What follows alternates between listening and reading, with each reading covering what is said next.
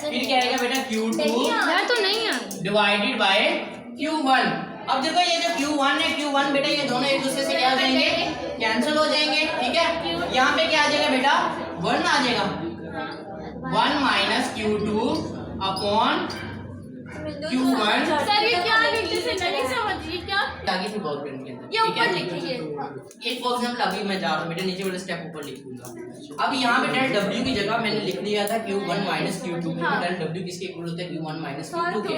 Simple मैंने Q1 minus Q2 लिख दिया, ठीक है। नीचे ये Q1 था बेटा ये सेम एज इट इज इसके नीचे आ गया। अब देखो ये वाला जो Q1 था बेटा ये इन दोनों रकमों के साथ क्या हो रहा था, डिवाइड हो रहा था ना, तो मैंने इन दोनों को अलग अलग करके लिख दिया Q1 डिवाइडेड बाय Q1। फिर ये माइनस का साइन वैसे ही आ गया बेटा, ठीक है। फिर Q2 डिवाइडेड बाय Q1। अब देखो जो Q1 दोनों सेम है, इन दोनों को कट किया तो मेरे पास क्या आ गया 1 आ गया।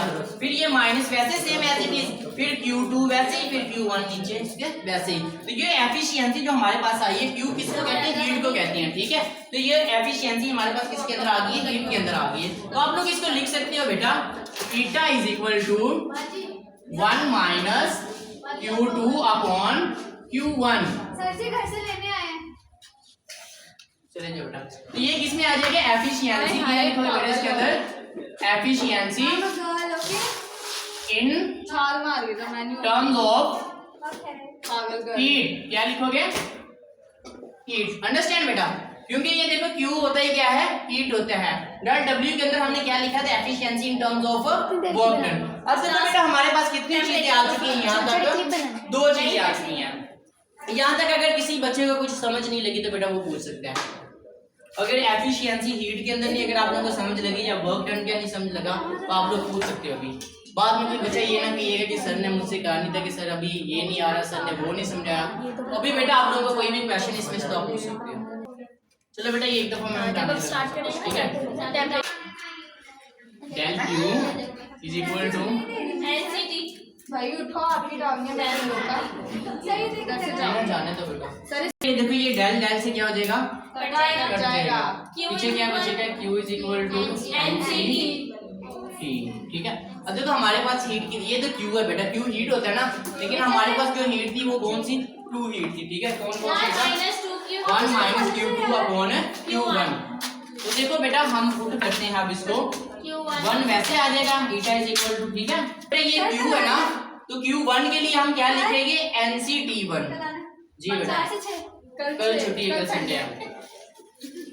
अब देखो बेटा यहाँ पे मेरे पास क्या है, हीट Q है ना, अब Q1 को लिखेंगे NC_T1 और Q2 क्या हो जाएगा बेटा फिर NC_T2 हो जाएगा, ठीक है। अब देखो मेरे पास 1 वैसे आ गया, ये माइनस वैसे आ गई बेटा, Q2 की जगह फिर आप क्या लिखोगे, NC_T2। क्या लिखोगे, NC_T2 अपॉन Q1 की जगह पे फिर क्या लिखोगे बेटा, NC_T1। NC_T1। अब देखो बेटा NC दोनों सेम है, तो NC से क्या कट हो जाएगा, पीछे क्या बचेगा बेटा, 1 minus T2 upon T1 is equal to eta. तो अब देखो ये किसके अंदर T क्या होता है बेटा, टेम्परेचर होता है। तो efficiency in terms of temperature तो हमने प्रूव कर दिया कि बेटा efficiency in terms of work done, efficiency in terms of heat and efficiency in terms of temperature. अब देखो हीट एंड वर्क डन की बेटा क्या थी, इजी थी, लेकिन टेम्परेचर के अंदर सिर्फ हमने एक और नई चीज बेटा ऐड की थी, वो क्या थी बेटा, स्पेसिफिक हीट का फॉर्मूला था del Q is equal to NC del T। तो डेल डेल से कैंसिल हुआ था तो बेटा Q is equal to NC_T बन गया। अब देखो हमारे पास 2 हीट होती है, Q1 होती है, Q2 होती है। जो Q1 होती है उसके लिए हमने NC_T1 कर दिया और Q2 के लिए NC_T2 कर दिया। सिंपल इन दोनों की रकमें पुट की, NC से कैंसिल हुआ तो 1 माइनस T2 अपॉन T1 हमारे पास efficiency in terms of temperature के अंदर आ चुकी है बेटा। यहाँ पे आप लोगों का लॉन्ग क्वेश्चन कंप्लीट हो जाता है। अंडरस्टैंड।